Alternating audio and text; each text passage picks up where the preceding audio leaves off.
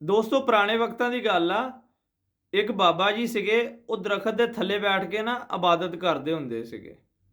ਇੱਕ ਦਿਨ ਨਾ ਜਿਸ ਦਰਖਤ ਦੇ ਥੱਲੇ ਬੈਠ ਕੇ ਇਬਾਦਤ ਕਰਦੇ ਸੀ, ਉਸ ਦਰਖਤ ਦੇ ਉੱਤੋਂ ਇੱਕ ਮੋਰ ਡਿੱਗਿਆ।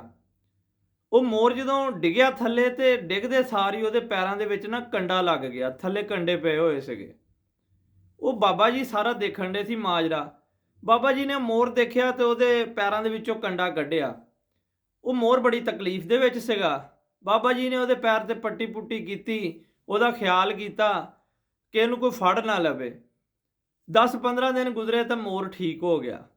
ਜਦੋਂ ਮੋਰ ਠੀਕ ਹੋ ਗਿਆ ਨਾ, ਤੇ ਮੋਰ ਕਦੀ ਬਾਬਾ ਜੀ ਵਾਸਤੇ ਅੰਗੂਰ ਲੈ ਕੇ ਆਵੇ, ਕਦੀ ਕੋਈ ਫਲ ਫਰੂਟ ਲੈ ਕੇ ਆਵੇ, ਕਦੀ ਕੋਈ ਫਲ ਫਰੂਟ ਲੈ ਕੇ ਆਵੇ।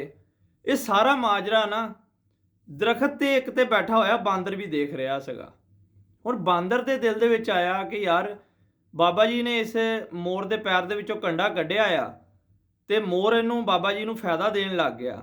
ਹੋਵੇ ਨਾ ਤੇ ਮੈਂ ਵੀ ਇਦਾਂ ਦਾ ਕੋਈ ਕੰਮ ਕਰਾਂ ਤਾਂ ਕਿ ਮੈਨੂੰ ਵੀ ਫ੍ਰੀ ਦੇ ਵਿੱਚ ਖਾਣਾ ਮਿਲੇ, ਫਲ ਫਰੂਟ ਮਿਲੇ। ਮੋਰ ਨੇ ਇੰਨਾ ਕੁਝ ਬਾਬਾ ਜੀ ਨੂੰ ਦਿੱਤਾ। ਹੁਣ ਬਾਂਦਰ ਨਾ ਤੁਰ ਪਿਆ ਕਿ ਮੈਂ ਕੋਈ ਐਸਾ ਕੰਮ ਕਰਾਂ ਜਿਹੜਾ ਮੈਨੂੰ ਵੀ ਕੋਈ ਜਾਨਵਰ ਜਾਂ ਕੋਈ ਐਸਾ ਮੇਰਾ ਵੀ ਫਾਇਦਾ ਹੋ ਜਾਵੇ।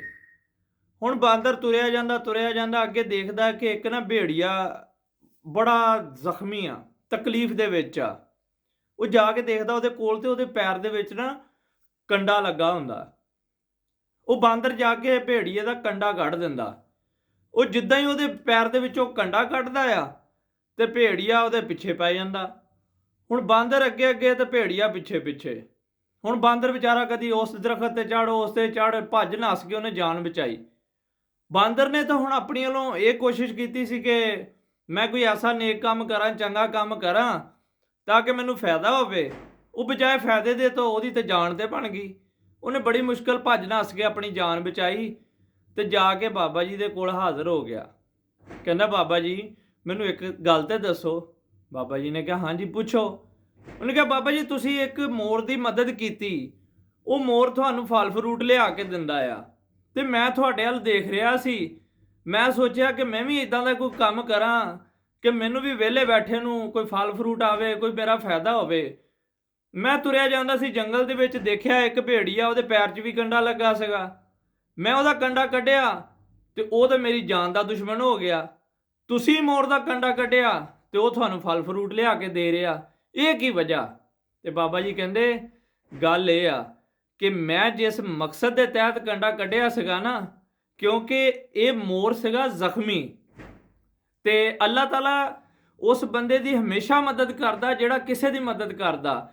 ਮੈਂ ਅੱਲਾਹ ਤਾਲਾ ਨੂੰ ਰਾਜ਼ੀ ਕਰਨੇ ਵਾਸਤੇ ਇਸ ਮੋਰ ਦੇ ਪੈਰ ਦੇ ਵਿੱਚੋਂ ਕੰਡਾ ਕੱਢਿਆ ਸੀਗਾ। ਤੇ ਤੂੰ ਜਿਹੜਾ ਭੇੜੀਏ ਦੇ ਪੈਰ ਦੇ ਵਿੱਚੋਂ ਕੰਡਾ ਕੱਢਿਆ ਸੀ ਨਾ, ਤੂੰ ਇੱਕ ਲਾਲਚ ਦੀ ਖਾਤਰ ਕੱਢਿਆ ਸੀਗਾ। ਇਸ ਵਾਸਤੇ ਅੱਲਾਹ ਤਾਲਾ ਨੂੰ ਰਾਜ਼ੀ ਕਰਨੇ ਵਾਸਤੇ ਜਿਹੜਾ ਤੁਸੀਂ ਕੰਮ ਕਰਦੇ ਹੋ ਨਾ, ਉਹਦੇ ਵਿੱਚ ਫਾਇਦਾ ਹੁੰਦਾ। ਜਿਹੜਾ ਤੁਸੀਂ ਲਾਲਚ ਦੇ ਵਿੱਚ ਆ ਕੇ ਕੰਮ ਕਰਦੇ ਹੋ ਨਾ, ਉਹਦੇ ਵਿੱਚ ਨੁਕਸਾਨ ਹੁੰਦਾ ਆ।